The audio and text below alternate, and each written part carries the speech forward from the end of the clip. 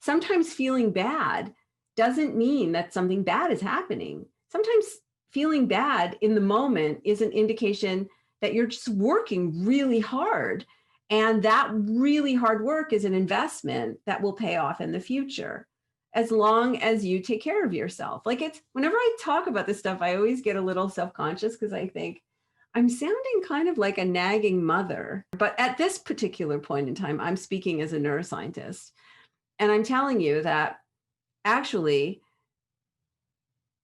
exercise, even extreme, intense exercise, is very good for your brain, as long it keeps those connections super healthy, as long as you replenish.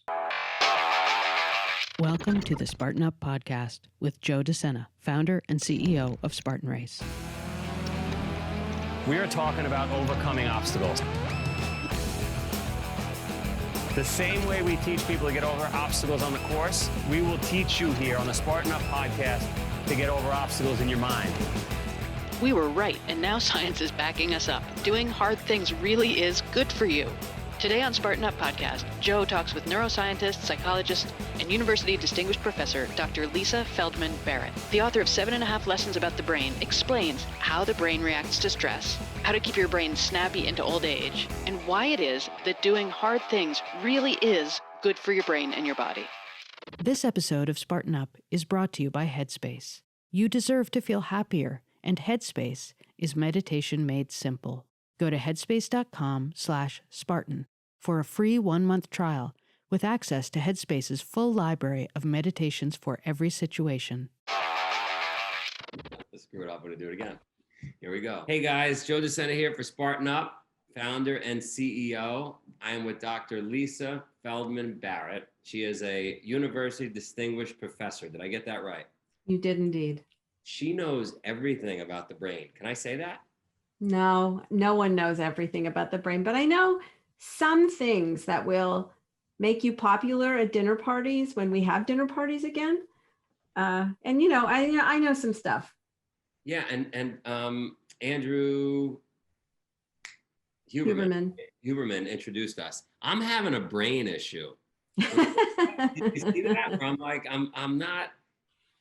I don't know what it is lately. Is it because I'm getting old? Like what? Yeah, I worry about that too. But I think one of the things that helps memory form helps your brain form memories is changes in context. And since we're all, every day is kind of blur's day, and there's not that much change in context, we're all struggling a little bit with forming memories. This is common. This is not unique to me.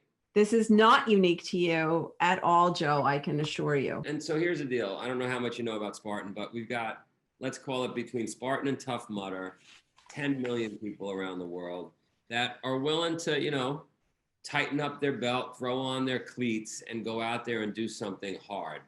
And that means climbing over obstacles, crawling under barbed wire, getting, ice cold, going through the water. And they feel better when they get to the finish line. But there's over 7 billion people on Earth. And there's a lot of people that just say, look, I don't want to do anything hard. One of my best friends, one of the most successful people I know, crazy successful. He says, Joe, I think it's crazy what you guys do. I subscribe to no pain, no pain. Why would you want any discomfort? So I don't know. What are your thoughts there? Well, the U.S. Marines have a saying, right? Pain is weakness leaving the body. And I think when it comes to the brain, as I discuss in my new book, 7.5 Lessons About the Brain, which is not painful to read, by the way, but there are some lessons there. And one lesson is that your brain is a kind of use it or lose it organ. And so doing hard things, as long as you replenish what you've spent, metabolically speaking, as long as you, just like, in a financial budget, as long as you don't overspend and you spend what's in your budget, you're doing fine. And even some of their expenditures are kind of like investments, so that will pay off in the future. And so actually doing something really hard, as long as you replenish what you spent, is actually an excellent investment in keeping a healthy brain. It's an interesting concept. So, I mean, the brain is a muscle. Do I have that right? Brain's a muscle. No, it's not a muscle. The brain is made of,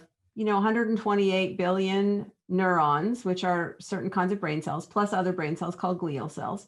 And the neurons are constantly talking to each other. And the neurons that continuously have conversations with each other, those connections are kept healthy, and the ones that stop talking to each other, those connections die back because it's expensive. Your brain is your most expensive organ. It's something like 20% of your metabolic budget. So it's a really costly organ to have. And so, connections get pared back when you don't use them. And so it's not a concept, Joe, that it's not an idea that exercise and major investments of like doing stuff that can feel kind of hard and yucky. But as long as you replenish, it's actually really good for your memory, really good for brain health, really good for your mood. That's actually not an idea. Those are ideas backed up by a lot of scientific evidence. And so scientists don't like to use the F word, fact. We don't, but it's as close to a fact as you could probably get when it comes to the brain. So that makes perfect sense, right? Use it or lose it.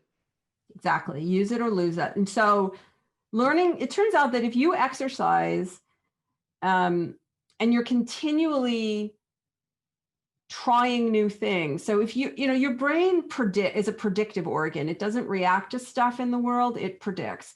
And this is why when you're exercising, for example, you get more efficient and, you build so-called muscle memory. Well, that so-called muscle memory is actually literal memory in your brain. And, you get efficient and then things get easier. And that's why stuff like interval training, interval training is really good because there's constant change. And so your brain can't adapt, right? It can't adjust. But really exercise where you get to the point where you're feeling unpleasant. As long as you are hydrated and you sleep enough and you eat healthfully and so on, it's actually really good for your brain health, but it's also good for your memory and for your mood. And the reason why that's the case is that the regions of the brain, which are very important for controlling your body, are also the regions that are important for memory and decision-making and mood and language and every other important thing that your brain does. So if we don't do that, if we subscribe to no pain, and we sit on the couch and just watch Netflix and do the same thing every day, those neurons then start to die off? Well, the neurons that aren't being used it's not so much that the neurons die. Well, eventually, if your body budget, so to speak, is running a deficit, your brain will start to stop spending. So the way to think about it is kind of like this. Your brain is running a budget for your body. That's how your brain controls your body. It's your brain's most important job, actually, is to control your body. And it's not budgeting money, it's budgeting glucose and water and salt and oxygen and all the nutrients that are needed to keep your body alive and well. You can think about sleeping and eating healthfully and so on as deposits. You can think about exercise and learning something new. And learning something new is, along with moving your body, two of the most expensive things your brain can do. And as long as you replenish what you've spent, you'll be doing fine. If you start to run a deficit, either because you're chronically stressed or because you're not sleeping enough, or there are lots of reasons why this can happen. And typically a body budget deficit is multiple things are happening that kind of leave you in the red. Your brain will do what you do when your financial budget is strained. You slow your spending, and that's what the brain will do too. And that means it will make you feel fatigued, so you don't want to move too much, and it will make you not motivated to learn new things. And both of these cut your spending, but they also will cause neurons to shrink. Neurons have parts to them which allow them to connect to talk to other neurons, and those parts will shrink back. And if the deficit goes on for long enough and it's really profound, you will lose neurons. The brain will kill off its own neurons in the ones, particularly the ones that are most expensive. And that's, we usually think of that as, that's one way to understand what dementia is, or Alzheimer's disease. Hopefully that's not what's going on when I couldn't remember your name or introduce. I don't think so. Tell me if I got it right, because as you're talking, I'm thinking about my own experiences, 30 years of doing this stuff, always stressed out, running businesses, and probably running on empty when it comes to the brain.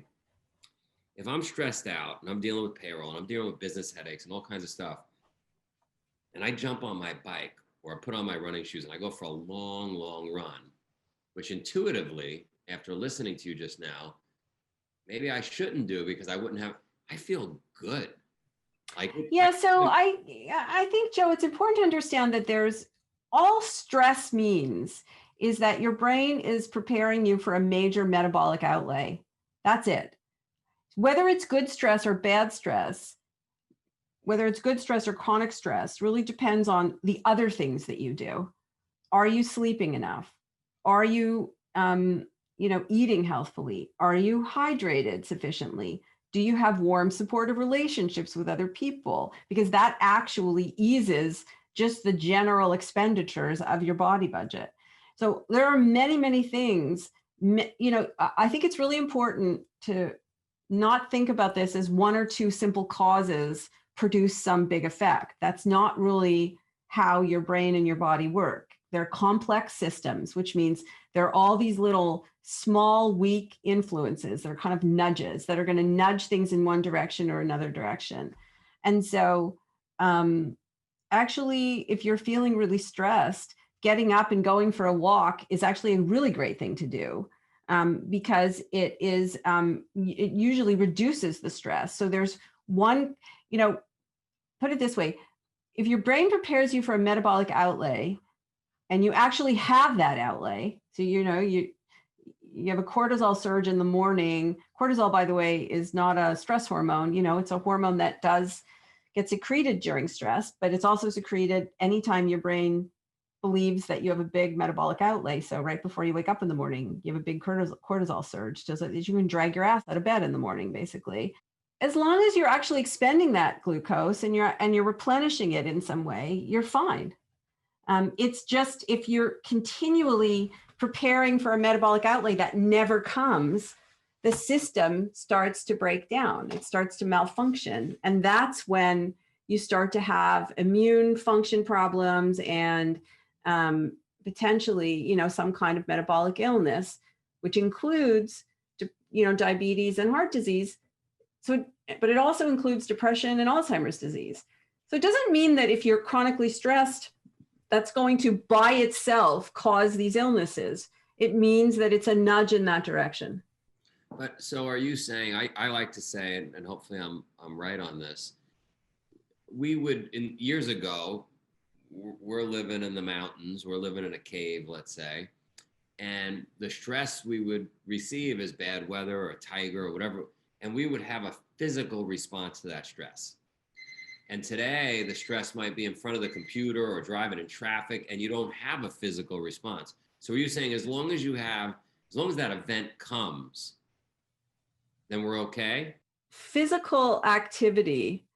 If your brain is preparing you for a major metabolic outlay, it's always better to actually have that, actually spend it, frankly. So that's why exercise is good, and actually learning is good, right? So just learning something new that's hard, like a language or an instrument, or learn to paint, or learn to do anything that gives you a little feeling of yuck, basically, because that's how you know that you're really taxing your body budget. You're really spending, and then you have to replenish. I wrote an op-ed in the New York Times a couple of years ago describing this research that we do with elderly people they're really remarkable. Their memories are not just good for their age, their memories are indistinguishable from 25-year-olds. And they also have very healthful looking brains, they really are successful agers. And one of the things that they do, which it really is distinctive, I think, is they don't avoid things that are hard, and they don't avoid things that feel bad. Like sometimes feeling bad doesn't mean that something bad is happening. Sometimes feeling bad in the moment is an indication that you're just working really hard. And that really hard work is an investment that will pay off in the future, as long as you take care of yourself. Like, it's whenever I talk about this stuff, I always get a little self-conscious because I think I'm sounding kind of like a nagging mother. And if you talk to my daughter, who's 21, she will tell you I am a nagging mother. But at this particular point in time, I'm speaking as a neuroscientist. And I'm telling you that actually exercise, even extreme, intense exercise, is very good for your brain, as long it keeps those connections super healthy, as long as you replenish. Now, if you don't replenish, you don't sleep sufficiently, you don't eat healthfully, you don't have good supportive relationships, and you're kind of lonely, you're on social media too much, there's too much ambiguity and uncertainty, which is very expensive, metabolically speaking. If are you definitely going to get sick? No, not definitely, but you're making it more likely that that's the case. We'll be right back to the interview, but first I want to talk to you about today's sponsor, Headspace. Meditation sounds great, right? So many of the guests we interview on the podcast have talked about the benefits. Mark Devine, Andrew Huberman, behavioral psychologist Rebecca Heiss, Ariana Huffington, but it's not easy. Today's sponsor, Headspace, is changing that. You probably tried meditation before and it didn't work, right? Or maybe you felt like you were doing it wrong. If mental health is part of your plan, and it should be, you owe it to yourself to try Headspace. Imagine your own little pocket-sized guide that helped you sleep better, focus better, and perform at a higher level. It exists, and if you have 10 minutes, Headspace can change your life. Meditation can help with burnout, with stress, even mood. Headspace has data to back it up. Check out the numbers. 4 weeks of Headspace can increase focus by 14%. Only 3 weeks of use has been shown to cut aggression to negative feedback by a whopping 57%. That's huge. And with Headspace, you can be 28% less sad in just 10 days. You deserve to feel happier, and Headspace is meditation made simple. Go to headspace.com/Spartan. That's headspace.com/Spartan. And you'll get a free 1-month trial with access to Headspace's full library of meditations for every situation. This is the best deal they offer right now, so just do it. Head to headspace.com/Spartan and check it out. Okay, back to the interview. Exercise, even extreme, intense exercise, is very good for your brain, as long it keeps those connections super healthy, as long as you replenish. Now, if you don't replenish, you don't sleep sufficiently, you don't eat healthfully, you don't have good supportive relationships, and you're kind of lonely, you're on social media too much, there's too much ambiguity and uncertainty, which is very expensive, metabolically speaking. If are you definitely going to get sick? No, not definitely, but you're making it more likely that that's the case. So the perfect life to optimize your journey and would be do hard things, whether that's learning something new, a new language, meeting people that make you more comfortable, talk on stage. Absolutely. Fall under barbed wire, take cold showers, carry kettlebells, do burpees. But I hate burpees. Yeah. We all hate burpees. Yeah. But make sure you're sleeping, make sure you're eating healthy, make sure you're drinking a lot of water. And if you're doing all those things, you're going to have an optimal the best outcome you could have for who you are, your DNA. Absolutely. And I would also say, one of the things we know so first of all, I just want to say, yes, absolutely. 100%. Those are really important things to do, particularly the sleep. right? If I could just pick one thing, it would be get enough sleep. So miraculous things happen to your brain when you're sleeping, and you really need that in order to keep your brain healthy. But I want to interrupt and push back, by the way. You don't have to agree with anything with me, but like I get really frustrated when I listen. Remember, I'm talking to 10 million people, okay? And there's a lot of people that are, well, I'm a night person. I can't sleep. I don't sleep well. And what I'm thinking, my daughters are walking by, I apologize. What I'm thinking is, if you worked out in the morning and you did something hard in the morning, I know you're a night person, whatever, right? Not you, but that's what they say. And you ate healthy, and you didn't drink 25 cups of coffee, like especially late in the day, like you'd probably sleep pretty well. Yeah, so I think there's a difference between sleeping well and sleeping at a different time when everybody else sleeps, right? So I would say, I as a reformed coffee drinker, I love coffee. I still love coffee. I never drink it, but I love it. And the reason why I don't drink it is for exactly the reason that you said, that the more we learn about the effects of coffee, the more we realize that drinking coffee today is like borrowing energy from tomorrow. And at some point you have to pay that back. You have to pay that debt back. And you usually pay it back with tax. So, or some kind of like interest. So, coffee should be used like carefully. I'll tell you that when we were all traveling, and I would go to Europe to give a talk or something, or I would go, to Australia or to the Middle East, somewhere very far away, I would drink coffee on those occasions because it would give me the sort of extra little oomph that I needed. But I knew what that meant about what I was gonna have to pay for that energy that I was borrowing. I would say everything you said is right, actually. If you exercise every day, if you don't drink coffee, if you hydrate sufficiently, all of these things will actually make you sleep better.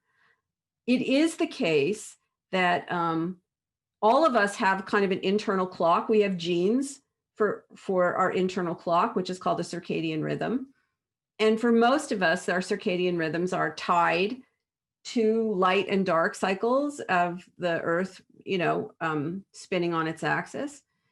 But for some people are morning people and some people are evening people. If you're an evening person, you should exercise in the morning of whatever your morning is. If that's 11 o'clock if you wake up at 11 o'clock in the morning, that's when you should exercise, 11 o'clock in the morning. That's okay, as long as you get, approximately 8 hours. And of course, some people need 5 and some people need, 12, and, there are individual differences, but on average, people need 8. And that it's important that you get 8. It's not important necessarily that you get 8 when everybody else gets 8. It's but if you're a night owl, that means that you should not be getting up at 6 o'clock in the morning. I think that's really the lesson there. And if you have to adjust yourself to somebody else's schedule, like you have kids or you have work and you have to get up and be alert at 9 o'clock in the morning, you should not be a night owl. Like, I will tell you that personally, I am someone who likes to get up later and go to sleep later.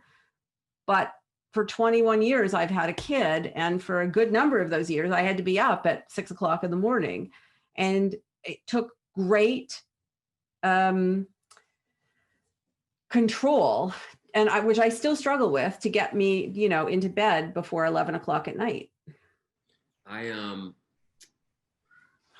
don't know if it was Andrew Huberman. I don't know who it was that said to me, look, regarding sleep, it's certainly important to get those 7-8 hours, but what's more important is to go to bed at the same time and wake up the same time every day. Would you agree with that? I would agree with that. And the reason why I would agree with that is that the brain is a predictive organ.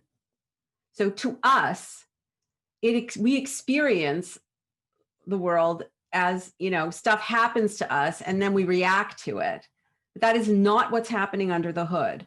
What's happening under the hood is that your brain is always making predictions.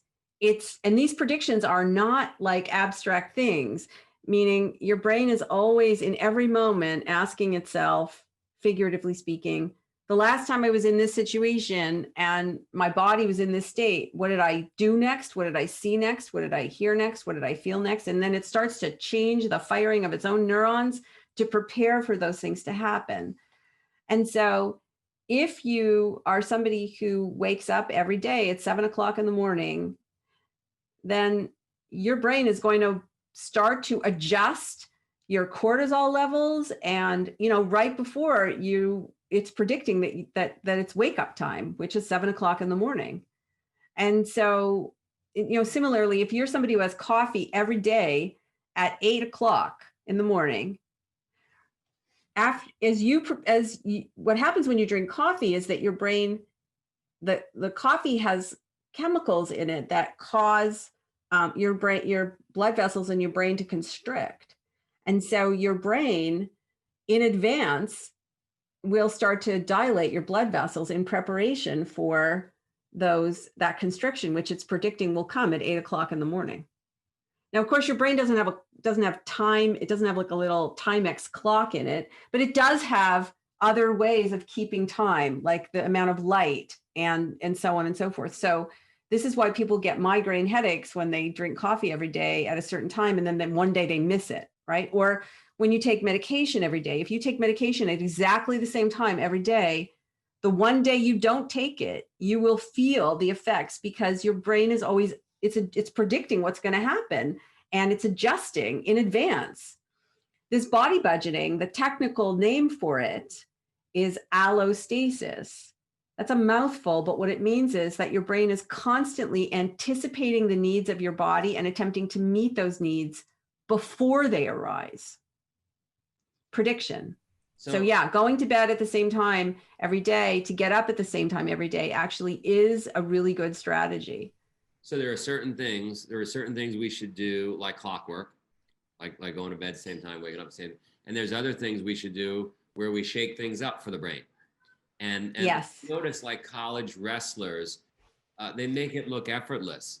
And actually they're not in as great a shape as I thought they were because they do the same thing, the same training, the same fighting for 20 years on the mat. And they'd probably be in better shape if they mixed it up. Yeah, exactly. That was my point about interval training. So the thing is that I don't know if you've noticed this, but whenever you start to learn a new sport or you start to learn, you change your workout routine or something, at first it's hard and then it gets easier. That is, you become more efficient and you literally become more efficient because your brain is now predicting. It's predicting. And so actually efficiency is good most of the time. Metabolic efficiency actually is a major selection pressure, like in evolution and also in health. However, when you're exercising, you don't want to expand fewer and fewer or less and less glucose for performing the same activity. You want to keep that at a high level. And the way to do it is to constantly mix things up. I don't know if I have the right term, but I think the Russians called it the conjugate method, where they were just constantly changing things up in weightlifting and training and just shocking the body at all times.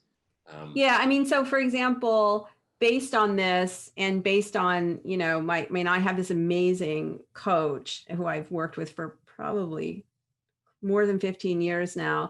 And he changes my program. I have 2 weightlifting programs that change every month. And I have a cardio program for every day of the week. And it's different. Every day I do something different. It's not just that I get bored easily, although that is true. It's that I want to keep things at a maximum. I want my workout to be maximally effective. And that means keeping things not too efficient. I don't want to develop muscle memory except for things that will keep me safe, like, so I don't hurt myself lifting weights and so on. The other thing though, Joe, that I wanted to mention is that we're talking a lot about physical things, and that's great, but we are also social animals. And that means that we are making, figuratively speaking, deposits and withdrawals in each other's body budgets, right? So we did not evolve to manage our body budgets on our own. We also the best thing for a human nervous system is another human. And the worst thing for a human nervous system is also another human.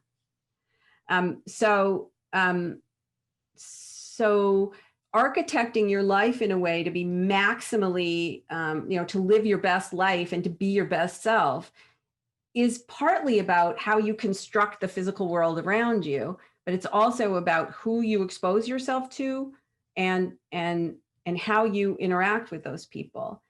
And I'm not saying, just only be around people who agree with you or whatever. I mean, I'm actually I'm expressly not saying that, but I am saying that your social world matters as much to your brain health as your physical world, because your social world contributes directly to the cost and replenishment of this body budget. So the good news is everything we're doing is right at Spartan. This was just like one big scientific plug, right? We've got 10 million Spartans out there. It's a giant community. They're doing physical things. They shake it up. They train. So it's good. And so, well, if 10 million people in your community are doing this, then they should all buy my book. And not only will they learn something in a fun way, they'll feel really good about themselves at the end of it. I'm going to do one better. I'm thinking we take your book, right? And we plaster it on the courses once we're allowed to have races, maybe in a different language, maybe each. And so as they're reading, they're deciphering, they're translating, right? Now, that's fun. I want to hear about the book, but before I do, maybe exercise. Sorry, there goes my son and a dog running by. Maybe we should suggest to people that while they're exercising, they should also be listening to a podcast or something where they're learning. Does that make sense? Maybe not. I mean, I think it depends. So for example, a lot of people do better when they listen to music with a beat, right? So, how do I say this? When you have to power yourself, like running outside versus when you run on a treadmill where all you have to do is keep up to, you set the treadmill at a pace and then you have to keep up. Those are different kinds of activity and your brain doesn't treat them in the same way. And so, I would say self-initiated activity like running on the road, right, where there's no treadmill to sort of that you have to keep up with. It's actually harder to keep your pace there than it is on a treadmill, where the pace is set for you and all you have to do is keep up. So it's possible for some people, when it comes to humans, variation is the norm, really. And that's a really, really, really important lesson, right? And humans actually love variation in all things except in each other, where people find it hard. But I would say for some people, listening to a podcast is a great thing to do. Listening to your podcast is a great thing to do. For some people, listening to an inspirational podcast is a great thing to do. For some people, listening to a book on tape is a great thing to do. But for some people, music is better because there's that constant beat. And that constant beat helps them keep a pace, particularly when they're engaged in self-generated movement, like running on the road, as opposed to running on a treadmill. Or maybe they should be listening to your new book, 7.5 Lessons, while they're running. Maybe they should. In fact, I think that's a fantastic idea. Hey, before we get into one more thing, we'll save motivation for after the book. Give us a quick look at the book. So the book is called 7.5 Lessons About the Brain. It's 7.5 short little essays that are they're about the brain, but they're not written in a really sciencey way. So they're written to be accessible little stories about some little nugget of neuroscience that will entertain you and that will explain to you something. It's like a user's manual, something that will explain something to you about how your brain works that will entertain you. It will allow you to talk to your friends and dazzle them with some really cool thing that you just learned. But all of them leave you thinking about some topic related to human nature, so what does it mean to be human, and what kind of a human are you, and do you want to be? And the book doesn't really tell you what to think. It just invites you to think. And what I'm hearing from people is that it's working, Riley. I wrote the book for people who don't think of themselves as necessarily interested in science, but who are curious about that 3-pound blob of, meat between their ears, and who are looking for a little entertainment and maybe a little opportunity to think big thoughts. I love it. I'm annoyed I didn't read it before we spoke, but I'm probably gonna run and read at the same time. Hopefully not get hit by a car. There's an article, Marion hit me up, an article, 7 Things to Making Kids Resilient. What's the story? What's the story there? Because I want to make kids resilient. One of the lessons is about little brains and how they develop. And so I was asked to put together a set of tips for how to, raise your kids. So what I did was I built on the essay. And the essay is really explaining how, little brains are not miniature adult brains. Your children's brains are not miniature adult brains. They're brains that are wiring themselves continuously to the world that you cultivate for them, both the physical world and the social world. And so brains need wiring instructions from the world in order to develop normally. And that's really what that article is about. And I utilized this really wonderful work from the developmental psychologist, Alison Gopnik, who makes a distinction between parents who are gardeners and parents who are carpenters. She has this great book called The Gardener and the Carpenter. And she's basically suggesting that what you want to do is raise your kids in a way, like conceive of yourself as a gardener who prepares the soil, and that will allow anything to grow really well in it. And then once you have a plant there that's growing, then you can kind of tailor how you treat the plant in order for it to thrive. But initially what you want to do is just kind of set up conditions for learning that will allow your kid to become whoever your kid's going to become. And that being a carpenter, so trying to raise your kid to be like a great pianist or a great artist, or, trying to force your kid into a path is really not the way to do things. And so I just described some tips in that article, things that parents can do that really will help their children thrive. I think the most important thing to understand about kids, and from a brain perspective, is that they can't manage their body budgets on their own. You do it for them. You do it when they're little for them almost completely. And what you're doing is you're setting up the conditions for their brains to wire themselves for them to be able to take over the major responsibility at some point, which doesn't come for 20 years or 25 years, but completely. And actually, they're never completely responsible on their own, because we're always, we're social animals and we're always influencing each other. But if you want your kids to do hard things, you want your kids to do challenging things, you have to set up the preconditions for your kids to be able to do that. We did it this summer. I called it a death camp. Sounds terrible.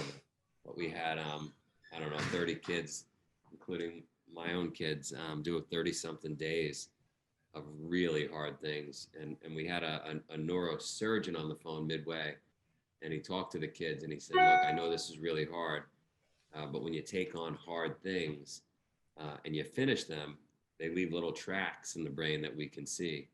And when you don't finish them, we see gaps.